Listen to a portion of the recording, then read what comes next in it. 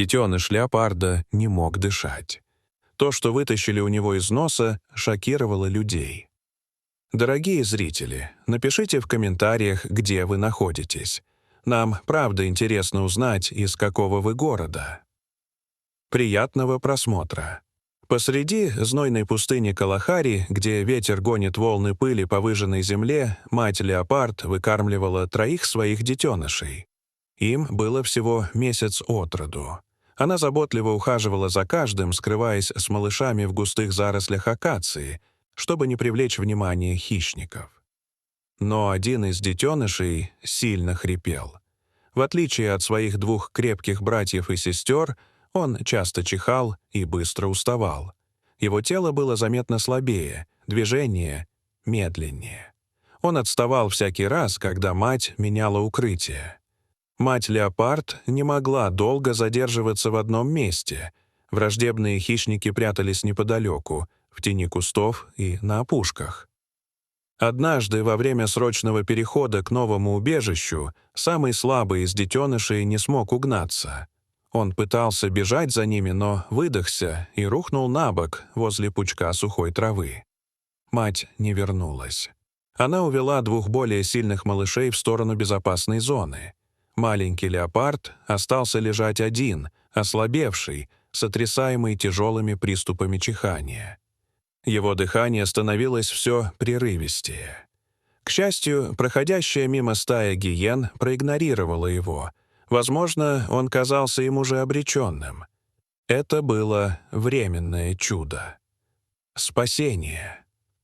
На следующий день, едва живой, он встал и, шатаясь, последовал за запахом трав и отдаленными звуками. Инстинкт вел его. Он вышел из зарослей и набрел на ферму Мартина Дюваля, расположенную на краю экозоны Босман. Тем утром Мартин вышел проверить амбар и был потрясен, обнаружив маленькое желтое мохнатое существо, сжавшееся за тюками соломы. Сначала он подумал, что это дикая кошка, но, приблизившись, понял. Перед ним детеныш леопарда. Тот не пытался убежать. Он лишь тяжело дышал, его глаза были мутными, а нос — опухшим, с густой слизью и гнилостным запахом. Мартин запаниковал, но быстро собрался и позвонил на ближайшую рейнджерскую станцию Туамаса. Тем временем он поместил детеныша в старый загон для коз, чтобы его случайно не затоптали буйволы. Тот не сопротивлялся. Лежал, как спутанная масса шерсти и боли. Жена Мартина, Клара, принесла теплое полотенце и немного разбавленного молока. Несмотря на крайнюю слабость, детеныш с жадностью слизнул несколько капель. Он явно страдал от жажды. Спустя несколько часов прибыл пикап рейнджеров. Старший рейнджер Жерар и его молодой напарник Луис осторожно приблизились к загону и сразу поняли — детеныш в тяжелом состоянии. Хриплое дыхание, воспаленный нос — все говорило об опасной инфекции. Пока Клара осторожно вытирала слизь с его морды, Жерар осмотрел его и предположил. Ему около 4-5 недель, и он, возможно, заражен паразитами. Они приняли решение — срочно доставить малыша в ветеринарную клинику при станции. Луис бережно уложил его в клетку, накрыл полотенцем, чтобы свет не раздражал, и подключил переносной кислородный баллон, чтобы поддерживать дыхание. Пикап на полной скорости помчался по проселочной дороге, 9 километров до станции. Началась настоящая битва за жизнь. В клинике их встретила доктор Элиза. Получив звонок заранее, она уже подготовила оборудование. Осмотр детеныша подтвердил худшие опасения.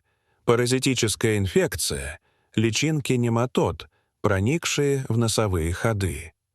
С помощью эндоскопа Элиза и Луис увидели десятки белых личинок. Часть тканей носа уже была омертвевшей. Гной, отек, гнилостный запах — все указывало на острую инфекцию. Доктор Элиза приготовила антисептики и миниатюрные инструменты для извлечения паразитов. Успокаивая малыша, она зафиксировала его полотенцем и начала обработку. Один за другим личинки, извивающиеся белые существа по сантиметру длиной, были извлечены. Некоторые проникли глубоко в живые ткани, и процедура заняла почти час. Когда нос был полностью очищен, она обработала его раствором и сделала инъекции антибиотиков. Детеныш оставался вялым, но дыхание стало ровнее. Жерар и Луис молча наблюдали за этим процессом. Элиза зафиксировала в журнале «Тяжелое паразитарное заражение». Вероятность летального исхода в течение пары дней — 90%. Решено было оставить малыша в отделении интенсивной терапии минимум на 24 часа. Камера наблюдения фиксировала его состояние. В течение последующих дней его кормили из шприца теплым козьим молоком. Каждый день Элиза меняла повязку на носу, дезинфицировала и вводила лекарства. Она назвала его «Кимба», что означает «дыхание» на языке народа Цвана. Луис часто приходил к нему, играл, чтобы приучить к человеческому запаху. Через неделю Кимба начал вставать. Делал несколько шагов, пил из маленькой миски, отвечал на звук. Шерсть снова засияла. Глаза оживились. Нос зажил. После полного медосмотра Элиза подтвердила. Иммунная система восстановлена, паразитов нет. Он развился до состояния здорового двухмесячного детеныша.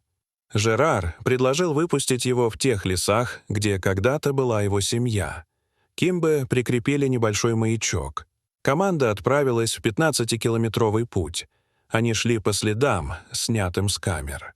Вскоре обнаружили самку леопарда и двух ее детенышей у большого дерева. Кимба в клетке начал издавать тихие звуки. Нюхал. Мать подняла голову. Когда клетку открыли, Кимба пополз навстречу. Мать подошла и коснулась его носом. Затем начала вылизывать его лоб. Братья подошли ближе. Семья воссоединилась. Жерар и Луис молча отступили. Ни слова не было сказано, только блеск глаз в зелени леса. Кимба вернулся туда, где его место, в дикую природу. На следующий день доктор Элиза получила видео от Жерара. Она расплакалась.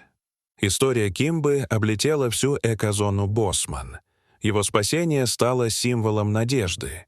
А территория фермы Мартина Дюваля теперь официально отмечена как «Зона бдительности». Коридор спасения леопардов. Кимба, детеныш, что когда-то хрипел в пустыне Калахари, теперь снова дышит свободно. Дорогие зрители, что вы думаете об этой истории? Расскажите, пожалуйста, в комментариях. А если вам понравилось это видео, то ставьте лайк и подписывайтесь на наш канал. До свидания.